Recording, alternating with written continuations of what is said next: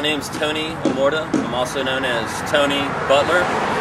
From 1984 to 1987, I was a member of the hardcore punk underground scene in Pensacola, Florida. From 1985 to about at the end of 1986, I was a member of a group called Hyperactive Youth, which were a group of younger people here in Pensacola who were dedicated to the hardcore scene. We made flyers and handed them out at shows. We helped promote people's concerts. And we also printed our own zine called Zero Expectations. I'm standing today in front of the former Metropolitan Community Church here on the corner of Larua and Alcanese in downtown Pensacola. On May 17, 1986, this is the spot where a group of young people took the hardcore scene back into their own hands and made history.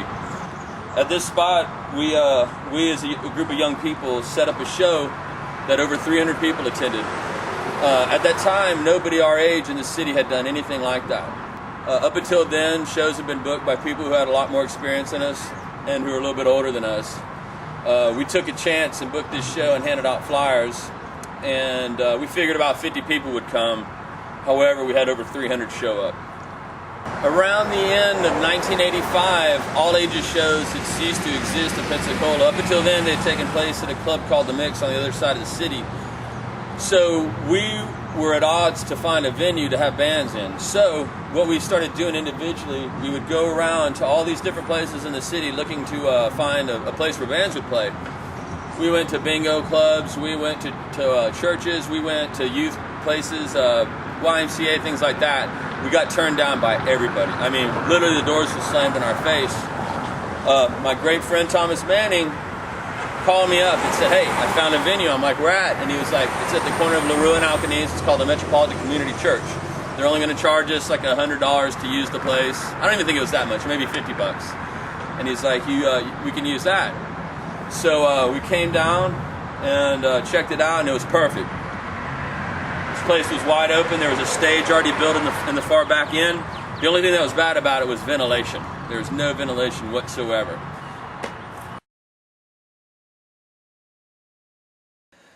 I'd never been to a show. I come over to Pensacola for the weekend with somebody from school, and we go to a church in downtown close to the Handlebar.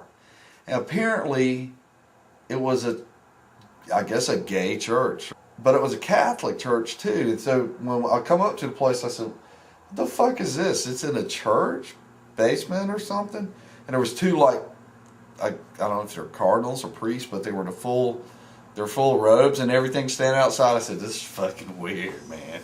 And I went down the stairs to the basement of this place, and this guy, Tommy Manning, who I'd grown up with, had gone to my elementary school with me, and I guess he'd gone to my high school, but I was never really good friends with him, but I remember him. I played football with him. He never had a lot to say, and I didn't know him real well. But he was taking money at the door. I said, "Tom," he said, "Albert." I said, "Dude, what's going on here?" That night, it was really cool about that night because every band that played was not from Pensacola, pretty much. We had headlining was a band called Legion of Decency from Gulfport, Mississippi, who are an unbelievable hardcore band, best known for their singer Joe Pestilence, who's still active in music today. He used to play with the Spits, and he's done a lot of other stuff on his own. It was their first Pensacola appearance ever. And we had a band called Dispersion from Mobile, Alabama, which was also their first Pensacola appearance ever. And a significant note that night as well, at the last minute, we allowed a group of young people to play from Pensacola who were the Headless Marines. So I go in, and right when I go inside, the Vomit spots are playing.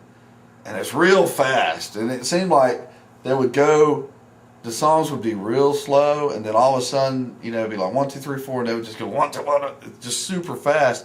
Whenever they start playing fast, this big pitted kids would hauling ass around, man, and just people busting their ass on the floor and people picking them up, and I was like, man, what is this crazy shit all about? And I just came in there and sort of stood on the edge, and there was these two little, like, sort of skinhead looking punk rock chicks that were just going, and anybody who was standing on the edge of this thing, they would just push them into the middle of this big scrum of people. And I was like, man, this is fucking crazy. I've never seen anything like this. And I'm just standing there, and next thing I know, one of those chicks had come up behind me and threw me in the middle of it. I was fuck. I went around. I didn't know what to do. I just went in the middle of it, went around this pit for a while, and I was shit, next thing I was like going, man, this is fun. And I remember the band, they played like 2 more songs, and at the end of the set, the singer, whose name was Keith, I guess I hadn't met him at that point, he threw out these plastic fried eggs. It was like the shit he threw out to the crowd, and all these dudes were fighting for this thing. And then the next band sets up, and it's this guy, the band is called LOD, Legion of Decency, and the singer, he doesn't have a mohawk, he's got a reverse mohawk. So his head, he's got this big shave spot right down the middle of his head, and all this furry shit, and then he's shaved one half of his face, and the other half of his face he's got like a beard and stuff. And I just remember thinking, what the fuck? It's freaking 105 degrees in this place. Down in this basement, there's no air conditioner at all. The only windows they have are the ones that are at ground level, those little bitty windows, louver windows. And he's like, close those fucking windows, it's not hot enough in here. And I was like, God damn, I can't even breathe, man. And he shut those things. And they played, I don't really remember a lot of, what they, this music was like. It was the same thing. It was real fast and then real slow. And I ran into another guy that I knew from high school that I hadn't seen in a year since I graduated high school. And we were having fun. I was like, man, this is cool. I never went to a hardcore punk rock show. This is badass. So kids showed up, and of course they did start drinking. The show was taking place. The cops showed up. And I remember I was speaking to the police right here, begging them not to shut the show down. They said as long as everybody stayed inside, we could do the show. So I managed to talk everybody to come back in. We had kids hanging from the cross up here, like where the cross used to be, acting like they were Jesus. And so anyway, I got everybody back inside. The show happened. It was a complete success. But after that, after we finished the show up, the people that ran the community church here told us we were never allowed to come back. And they weren't jerks about it. They were really cool guys, but they just said they couldn't have it. And I understand, now I understand why. Back then I was like, but why, but obviously, yeah. But on the way out, it got pretty crazy around here. So at that juncture, we had to look for a new venue. Thomas Manning, once again, found another place, and that was the Western Gateway Lions Club. We are standing at the corner of Palafox Street and Clarinda Lane. On this very site was the first place any punk or new wave bands ever played in the city of Pensacola, Florida. From the early 80s till about 1984, this place was known as McGuigan's Speakeasy. Now, a lot of bands came through and played. This is a little bit before my time, although I did attend McGuigan's Speakeasy once and saw the Congo Rebellion play with my sister and her boyfriend. In the late 1984s, this is the spot where all hardcore shows took place at in Pensacola primarily, with an exceptional few might be playing at the Handlebar. This place was bought out by the Pensacola Glass Company behind me in 1985, and it's still here. Where this ditch is pretty much where like the central part of the club would have been. The Mix was a really crappy little building, covered in spray paint. It was primarily a bottle club for African Americans in Pensacola at that time. A guy named James Brown, who was a nice black guy, ran the place, him and his wife, and I think his mom had a hand in it too, and they would also book punk shows here too. Now, Mike Graham, a.k.a. Vic Chaos from Maggot Sandwich, did all of the shows at that time. All of them were KML Productions, Chaos Music Limited. If you look back over here towards Palafox Street, about where that telephone pole is, maybe 4 feet to the right of that, and like maybe 3 or 4 feet into it is where the front entrance of the club used to be. I think probably right on the other side of this big sign is where the bands used to play. Now, a lot of really great bands played in this venue. We had Raw Power from Italy play here. We had the Micronauts from Kansas play here. We had a lot of the old Gulf Coast bands play from Mississippi, like No Rules, Reality on Trial from Louisiana, Legion of Decency from Mississippi played here. Marginal Man from Washington D.C. played, who were in the recent American Hardcore film. They played here on one of their last tours. But probably the watershed punk event of the entire Pensacola scene history was when Agnostic Front played here in 1985 during the Victim in Pain tour.